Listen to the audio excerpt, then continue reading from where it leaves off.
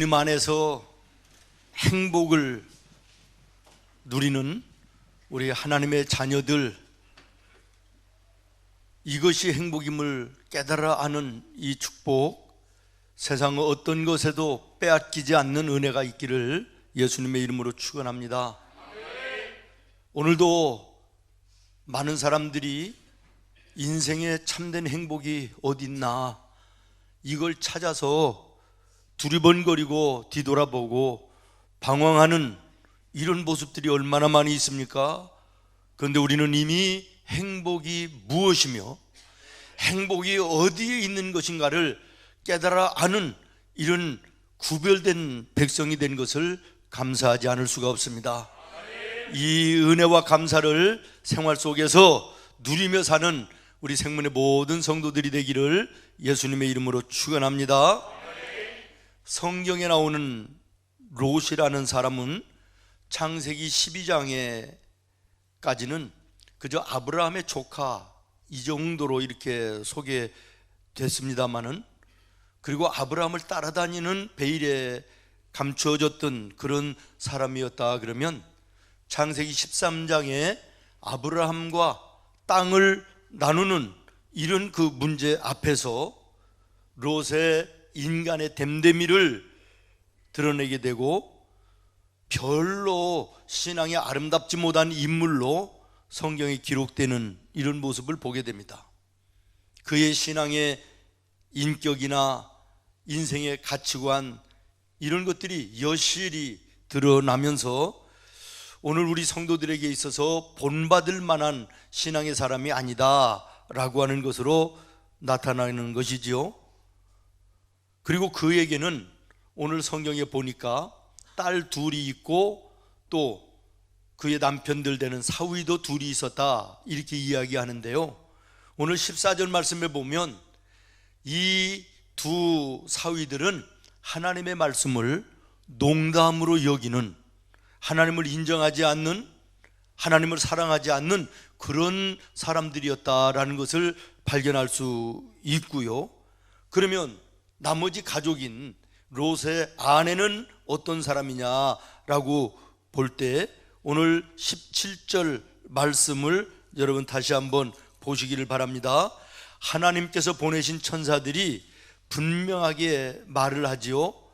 너희가 이제는 소돔과 고모라가 멸망당하게 될 때 너희가 멸망을 피하기 위해서는 뒤돌아보지 말고 광야의 들판에서도 머물지 말고 하나님이 말씀하신 산으로 피하여 멸망을 면하라, 이렇게 말씀을 하셨잖아요. 이 이야기를 롯의 아내가 분명하게 들었다라는 것이에요. 그런데 쭉 내려가서 26절을 보십시오. 26절에 이 롯의 아내의 모습을 보면 롯의 아내는 뒤를 어떻게 했으므로? 돌아보았으므로, 다시 말하면 하나님의 말씀으로 듣지 않았다는 거예요. 다시 말하면 하나님을 인정하지 않았다, 이렇게 얘기해도 틀린 말이 아니죠. 그러고 뒤를 돌아봤다가 소금 기둥이 되었다라고 하는 것입니다. 여러분, 이 말씀을 들으면서 무엇이 생각이 되어집니까? 롯의 가정에 온 가족이 총체적인 문제가 있는 집이다, 이런 생각 안 드시나요? 저희 어머니 늘 말씀하실 때 만인 선생이다, 다시 말하면 만 명이 있으면 만 명이 전부 다 너의 선생님이다 그러세요. 오늘 스승의 날인데요, 여러분 모든 사람이 여러분의 선생님인 것을 기억하시기를 바라요. 잘하는 사람이 있으면 나도 저 사람처럼 저렇게 잘해야 되겠다라고 배운다는 거예요. 그래서 그 사람이 선생님이 되는 것이고, 잘못하는 사람이 있으면 나는 저 사람처럼 잘못하면 안 되겠다, 그래서 그 사람한테도 배운다는 거예요. 그러므로 그 사람도 선생이라는 거예요. 오늘 우리 모두에게는 모두가 선생인 것인데요, 제가 오늘 말씀드리는 롯의 가정 별로 믿음의 아름다운 모습이 아니에요. 그럼에도 우리는 그 롯과 롯의 아내와 롯의 가정을 선생님으로 삼아서 나는 우리 가정은 저렇게 살아서는 안 된다라고 하는 것을 배움으로 이들도 우리의 선생님이다라는 것이에요. 저는 오늘 특별히 롯의 아내에 대해서 여러분에게 말씀을 드리면서 은혜를 나누려고 하는데요, 이 롯의 아내는 예수님께서도 누가복음 17장에 언급을 하시네요. 뭐라고 얘기하시느냐 그러면, 세상에 재림의 날이 오고 하나님의 심판이 시작될 때 어떤 모습이 세상에 나타났느냐라는 이것을 설명하시면서 누가복음 17장 32절에 이렇게 말씀하세요. 롯의 아내를 기억하라. 여기 처라는 것은 아내를 얘기하는 거죠.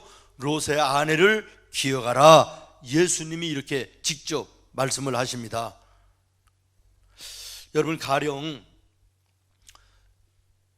8.15를 기억하라, 6.25를 기억하라 이렇게 얘기하면 무슨 얘기가 되는 것이지요? 나라를 빼앗기면 얼마나 고통인가? 그리고 자유함을 얻을 때의 기쁨은 어떤 것인가? 전쟁이 얼마나 처참한 것이며 또 그 전쟁에서 얼마나 많은 사람이 죽는 것인가? 너희는 이것들을 기억하고 그럼이 없도록 노력하라, 이런 의미 아니겠습니까? 성경도 마찬가지입니다. 성경에서 너희는 욥을 기억하라 그러면 그게 무엇을 기억하라는 것입니까?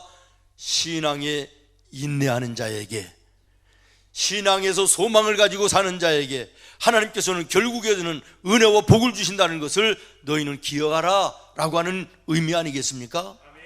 그런데 오늘 예수님께서 너희는 말세의 때 재림의 날 하나님의 심판 앞에 누구를 기억하라? 롯의 아내를 기억하라. 롯의 아내의 어떤 걸 기억하라는 것이에요? 이 사람처럼 살면 너희들은 심판을 받는다. 롯의 아내처럼 너희들이 인생을 그렇게 살면 실패하는 인생이 된다. 하나님 심판대 앞에 심판의 대상이 된다 라고 하는 것을 기억하라는 말씀인 줄로 믿습니다. 창세기 13장에 보면요, 롯의 신앙과 인격과 가치관이 나타나는데, 이 롯이라는 사람은요 하나님을 바라보지 않고 세상을 바라봐요. 눈앞에 있는 그럴듯한 세상만 바라보고 모든 문제를 선택해요. 또 인격적으로 볼 때는 아주 이기적이에요. 지금까지 은혜를 베풀어서 자기가 그만큼 살게 된 그 은혜가 아브라함에게 있는데요, 삼촌 아브라함을요 무시하는 거예요. 예의도 없어요. 위아래도 없는 것이에요. 창세기 13장 12절에 보면 또 소돔과 고모라가 죄악의 땅이고 세속의 도시인 것을 알면서도 소돔 땅에 이사를 가서 거기서 자리를 잡고 살아요. 아브라함과 함께 살 때는요 그러지 않았어요. 하나님 믿음으로 살 때는 그러지 않았어요. 그런데 아브라함을 떠나니까 하나님도 떠나게 되고, 결국에는 롯이 이렇게 믿음 없는 사람처럼 그런 인생을 살고 실패하는 가정을 이룰 수밖에 없었다라는 것을 우리가 보게 되는 것입니다. 그렇습니다. 사랑하는 성도 여러분, 하나님을 떠나 살면 우리의 인생은 흔들릴 수밖에 없습니다. 하나님을 떠나 살면 우리의 가정은 세속에 흔들리는 그런 조각배와 같은 불안정한 가정이 될 수밖에 없음을 기억해야 될 것이고, 두 번째는 여기에서 누구를 만나서 누구와 함께 사느냐, 이것이 우리 인생을 좌우하는 것이 될 수 있다는 것을 깨닫게 되는 거예요. 저는 오늘 본문의 말씀을 보면서 그런 생각을 했습니다. 롯은 그런 모습이라 할지라도 그 아내만큼이라도 좀 제대로 된 아내를 만났더라면 롯의 인생이, 롯의 가정이 이렇게 풍비박산이 나지 않았을 거 아닌가, 이런 생각을 하게 된 거예요. 롯은 잘못된 신앙으로 하나님을 떠나 있었지만, 그러나 그 아내가 하나님 중심으로 하나님 바라보며 살았더라면 아마 이 가정이 이렇게 비극적인 가정은 안 됐을 것 아니냐라는 것이에요. 그런데 롯의 아내는 한술 더 떠서 하나님을 원치 않고 하나님을 의지하지 않았다라고 하는 것입니다. 저는 지난주에요 80이 되셨다 그러더라고요. 연세가. 할아버지 한 분을 만나서 대화를 하는 가운데 목사님 제가 한 가지 여쭤도 되겠어요? 그래서 그러시지요. 그랬더니 기독교에서 말하는 천국은 장소가 정해진 것을 말하는 겁니까? 아니면 가상적인 이런 천국입니까? 그래요.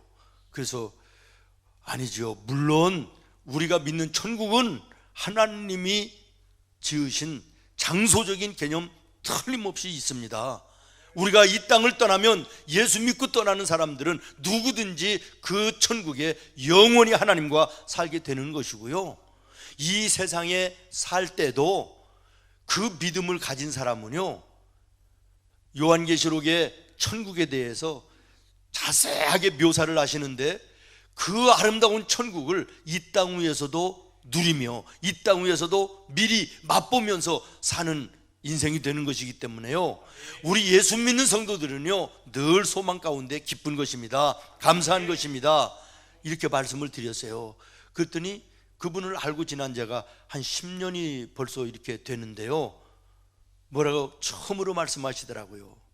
목사님, 저도 사실은 군대 가기 전까지는 교회를 다녔습니다.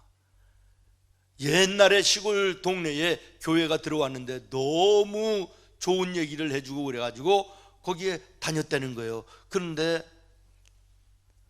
제7일 안식일 교회, 2단 교회였다는 거죠.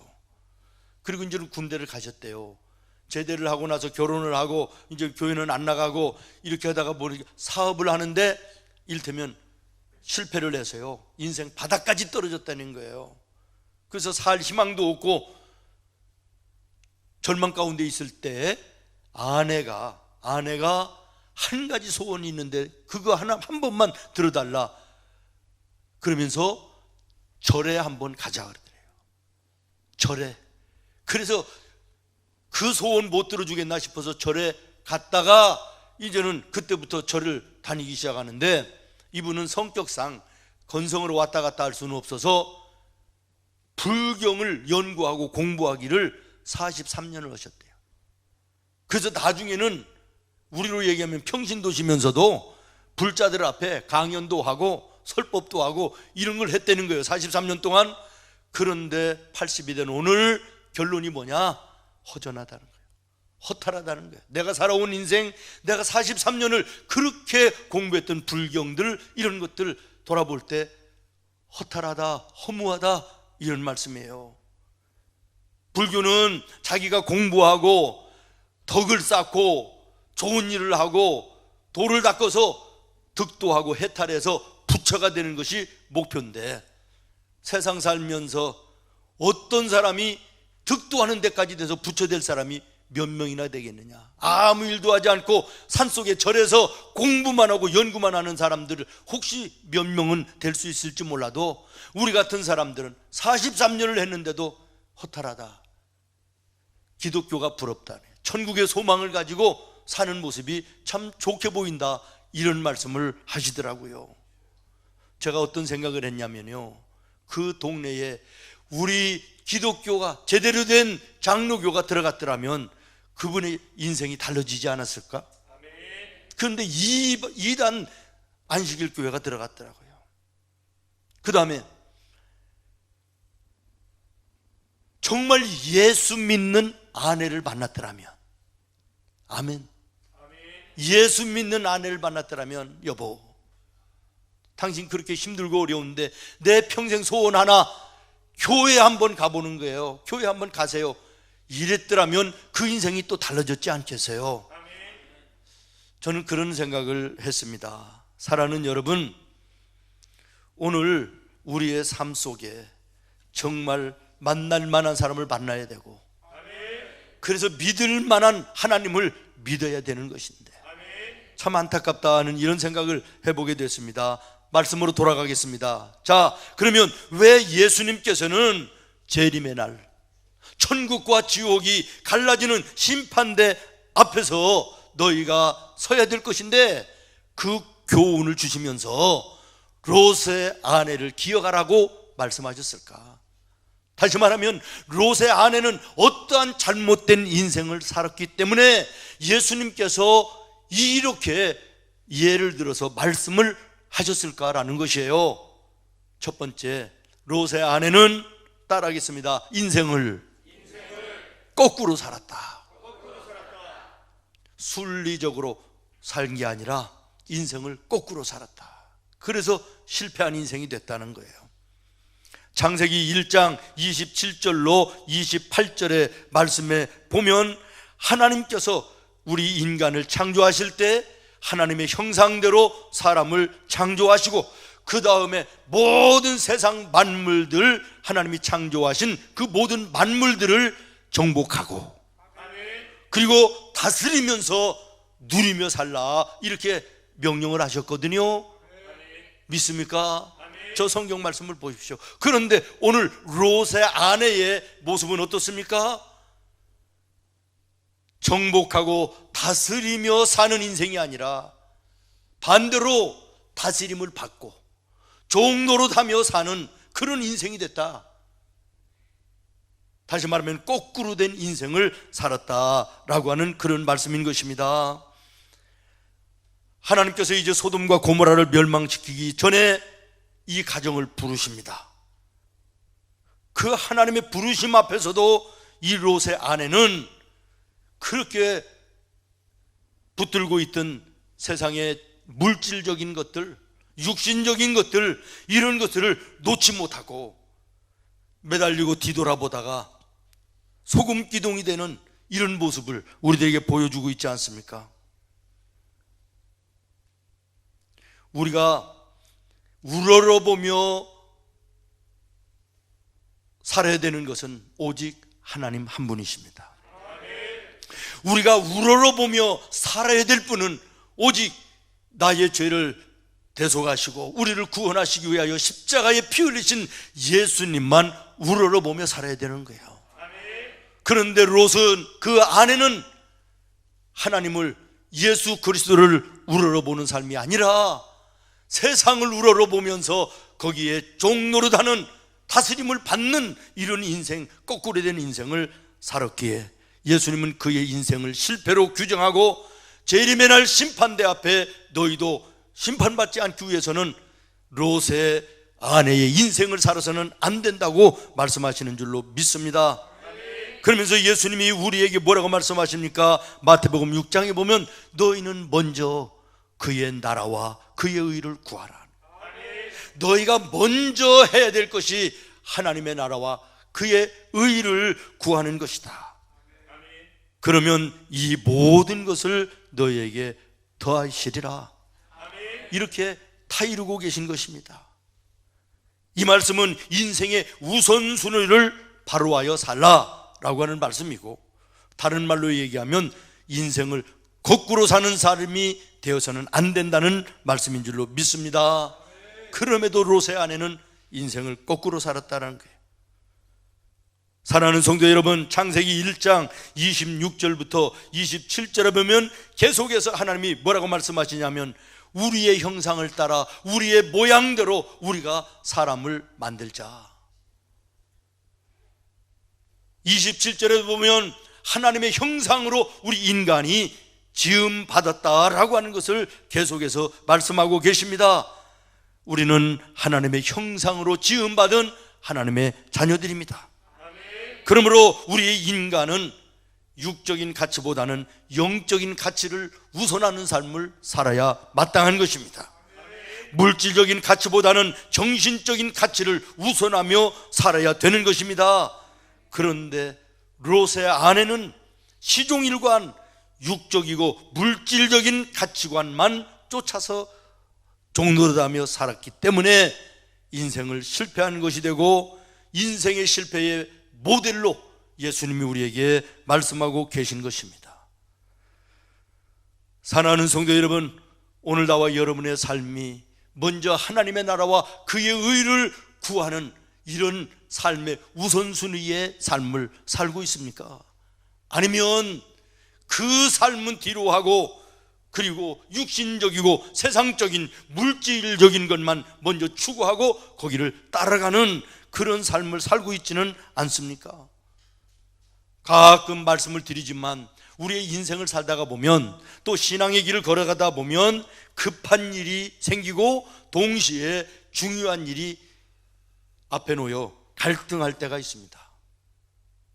중요한 일을 먼저 해야 될 것인가 아니면 급한 일을 먼저 해야 될 것인가, 이런 갈등 속에서 고민할 때가 있습니다. 예를 들어서 예배 드리는 시간입니다. 모든 예배 시간을 통틀어서 말씀하는 것입니다. 주일 예배만 얘기하는 것이 아닙니다. 하나님께 예배하는 것은 중요한 일입니다. 그런데 예배 드려야 될 시간에 사업적인 문제로 누가 찾아왔습니다. 만나자고 약속을 합니다. 그 약속에 나가면 내게 돈이 생깁니다. 내가 유익이 됩니다. 인생을 사는데 도움이 될 것 같습니다. 그러면 이 두 가지의 문제 가운데 나는 어떤 것을 먼저 선택합니까? 중요한 예배를 선택합니까? 아니면 급한 사업의 문제, 세상적인 문제를 선택하며 나갑니까? 죄송한데 대부분의 우리 교인들이 급한 일을 선택합니다. 이게 인간의 한계입니다. 그러나 급한 것을 선택했을 때 눈앞에 보이는 것은 얻을 수 있을지 모르나 멀리 보면 그 인생은 어려운 인생이 될 수밖에 없는 것입니다. 중요한 일을 선택해서 하나님 앞에 예배하고 하나님께 섬기는 이 일을 선택했을 때 손해나는 것 같아도, 그 앞에서는 어려워지는 것 같아도, 그러나 멀리 볼 때 하나님이 그 자를 기뻐하시는 거예요. 그 자를 들어쓰시는 것이에요. 번성하고 창대하게 하시는 은혜를 그에게 주시는 줄로 믿습니다. 오늘 우리는 이 롯의 아내처럼 눈에 보이는 급한 것을 쫓아가는 인생이 아니라 중요한 하나님의 말씀을 쫓아 사는 믿음의 성도들 되어질 수 있기를 바랍니다. 옛날 우리 어르신들이 아무리 급하다고 바늘 허리에 매여서 쓰냐 이런 말씀 하시잖아요. 아무리 급하다고 바늘귀에 꿰서 이 옷을 꿰매야지 되는 것인데 바쁘고 급하다고 묶어서 쓸 수 있느냐, 어리석다는 것이에요. 무슨 이해인지 이해되십니까? 우리가 아무리 바쁘다고 그래도 옷을 입을 때 단추를 위에서부터 제대로 껴야 되는 것이지, 바쁘다고 급하다고 반대로 껴놓으면 그 옷을 입고 나가면 창피스러운 일을 만나게 되는 것처럼 오늘 우리의 인생, 눈앞에 있는 것만 바라보는 롯과 롯의 아내 같은 인생이 아니라 믿음 안에서, 말씀 안에서, 예수 안에서 멀리 보고 선택하고 결정할 수 있는 믿음의 지혜로운 나와 여러분의 인생이 되기를 예수님의 이름으로 축원합니다. 그 다음에 두 번째로 이 롯의 아내는 따라하겠습니다. 반쪽짜리 인생을 살았다.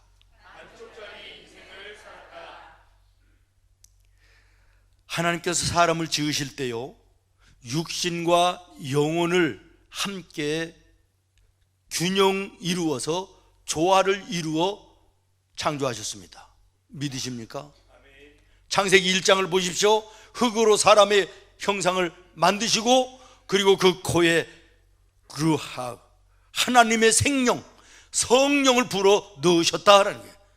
그러므로 우리 인간은 창조될 때 육신과 영혼으로 균형 있게 조화롭게 만드셨다는 것이에요. 이것은 은혜입니다. 이것은 축복인 것입니다. 왜 그렇습니까? 하늘의 천사는요, 영체는 있는데 육신은 없어요. 우리 주변에 있는 동물들은 육체는 있는데 영혼은 없어요.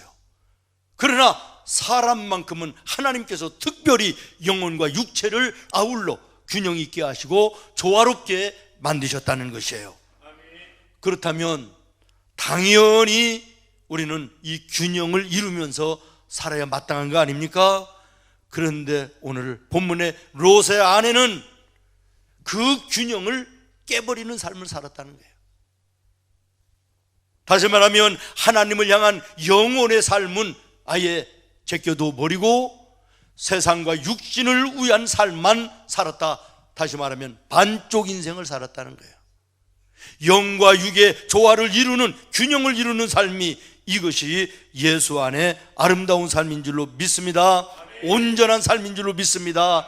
그런데 오늘 예수 안에 산다 하면서도 반쪽 인생을 사는 사람들이 얼마나 많이 있습니까?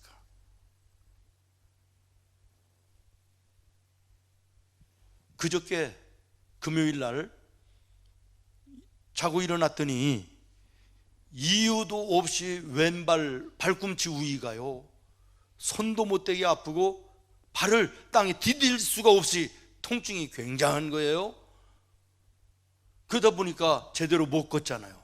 끼우뚱거리면서 걷다 보니까 오른쪽 발에 힘이 더 들어가니까 균형이 안 맞아 쩔룩거리는 거예요. 얼마나 아프고 얼마나 답답하고 얼마나 고통스러운지 몰랐습니다.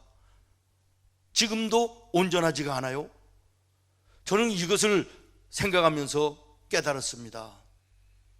균형이 맞아져야 앞으로 나아갈 수 있고 원하는 대로 나아갈 수 있는데, 균형이 깨지니까 답답한 거예요. 아프고 고통스러운 거예요. 힘들고 어려운 거예요. 여러분, 영과 육의 모습이 균형을 이루셔야 됩니다. 그래야 이것이 하나님의 뜻이고 여러분의 인생이 아름다운 인생이 되는 거예요. 그런데 육적인 것에 치우치고 아니면 어떤 사람은 영적인 것에 치우치고, 그래서 반쪽 인생을 살면 힘들고 어렵고 답답하고 고통스러운 인생이 될 수밖에 없다. 믿습니까? 혹시 오늘 여러분의 삶 속에 고통스럽고 답답하고 힘들고 어려운 일이 있습니까? 영과 육의 균형이 깨져 있는 것은 아닌지, 반쪽의 인생을 내가 살고 있지는 않은지 여러분 자신을 돌아보시기를 바라요.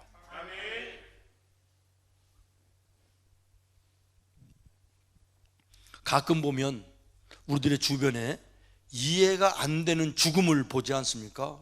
아니, 저렇게 유명한 사람이, 저렇게 성공한 것 같은 사람이, 돈도 많은 것 같은 사람이, 그렇게 많이 배운 것 같은 사람이 스스로 목숨을 끊어요. 자살을 해요. 이해가 안 될 때 있지 않습니까? 왜 그럴까요? 우리가 볼 때는 그럴듯한 인생인데 그들에게는 영적인 만족이 없었다는 것이에요. 하나님과의 관계 속에서 영혼의 문제가 없었다는 것이에요. 믿습니까?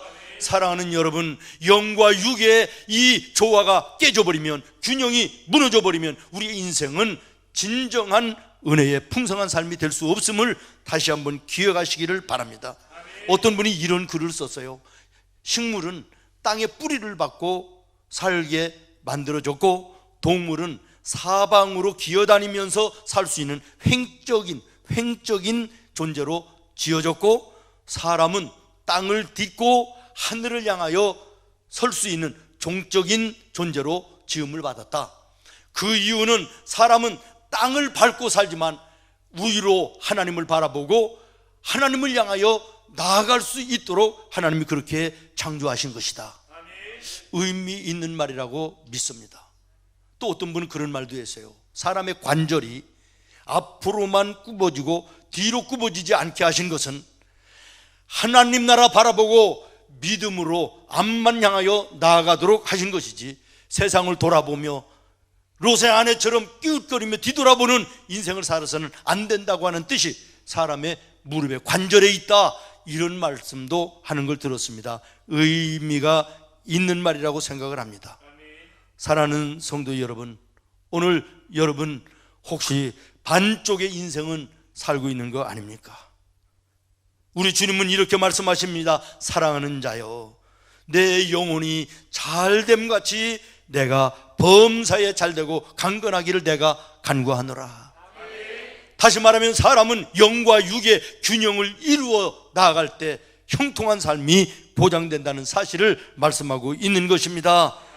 영과 육의 균형을 점검하며 반쪽짜리 인생이 아니라 온전한 삶을 살 수 있기를 예수님의 이름으로 축원합니다. 마지막으로 하나님께서 기회를 주셨건만 그 기회를 놓쳤기 때문에 롯의 아내는 실패한 인생이었다라는 것입니다. 여러분 보십시오. 하나님이 이 롯과 롯의 아내, 이 가정에 얼마나 만남의 은혜를 주셨습니까? 아브라함을 만나게 하셨어요. 아브라함이 어떤 사람입니까? 하나님이 가장 신뢰하던 믿음의 사람 아닙니까?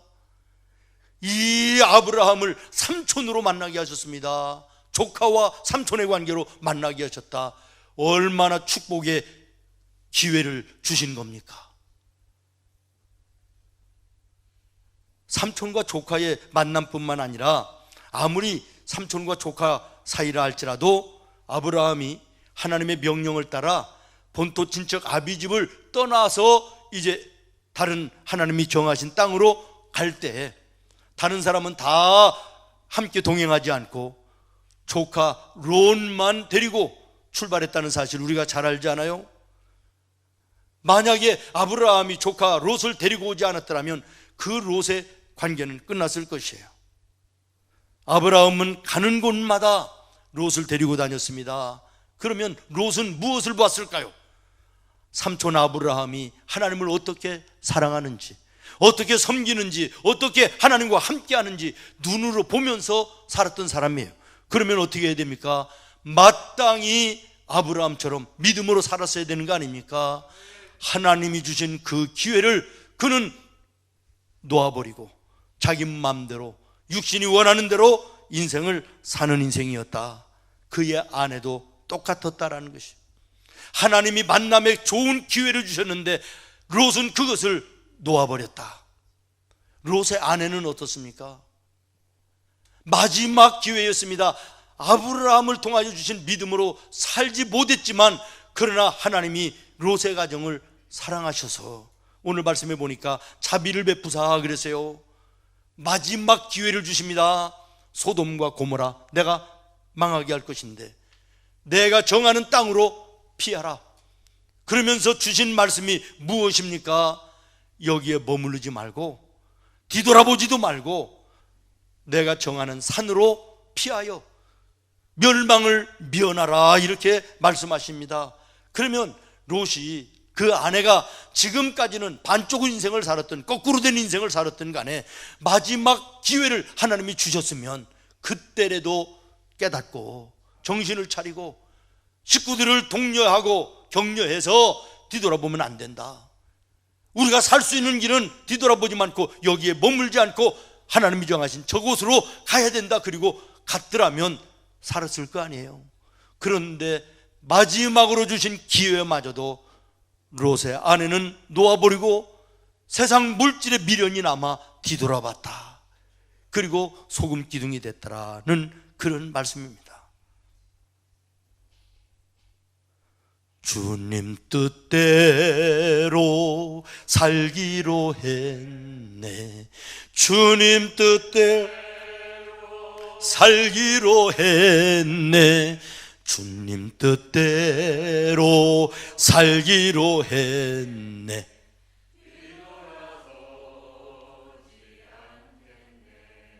아멘. 그렇게 살아야 됩니다. 주님 뜻대로 살기로 했네. 주님 뜻대로 살기로 했네. 뒤돌아서지 않겠네. 우리 그렇게 찬양하고 고백해 본 적 있지 않아요? 그런데 오늘 여러분 뒤돌아보는 삶 안 살고 계십니까? 조금만 힘들고 조금만 문제되고 조금만 가로막는 일이 생기면 여지없이 롯의 아내처럼 뒤돌아보는 나의 모습은 아닙니까? 요한복음 15장에 보면 예수님이 말씀하십니다. 나를 떠나서는 너희가 아무것도 할 수 없음이라. 왜 그렇습니까? 내가 포도나무고 너희는 가지이기 때문이다. 가지는 포도나무에 붙어 있을 때 생명이 있는 것이고 풍성한 열매를 맺는 것이지, 가지가 포도나무에서 떨어져 나가면 아무것도 할 수 없는 거, 열매 맺지 못하는 것처럼 내가 너희의 포도나무다. 너희는 나의 가지다. 그러므로 너희가 나와 함께하지 않고는 아무것도 할 수 없다라고 하는 사실을 말씀하고 계신 것인데, 이 사실을 믿고 이 사실을 인정하고 주님을 따라가는 자가 진정한 그리스도인임을 믿습니다. 주 떠나가시면 내 생명 헛되네. 이 사실을 인정하는 자가 그리스도인이에요. 오늘 우리는 롯의 아내처럼 거꾸로 사는 인생이 되어서는 안 될 줄로 믿습니다. 반쪽짜리 인생을 살아서는 안 될 줄로 믿습니다. 하나님이 주시는 기회를 어리석게 놓치는 어리석음이 나와 여러분에게 있어서는 안 될 줄로 믿습니다. 기도하겠습니다. 하나님,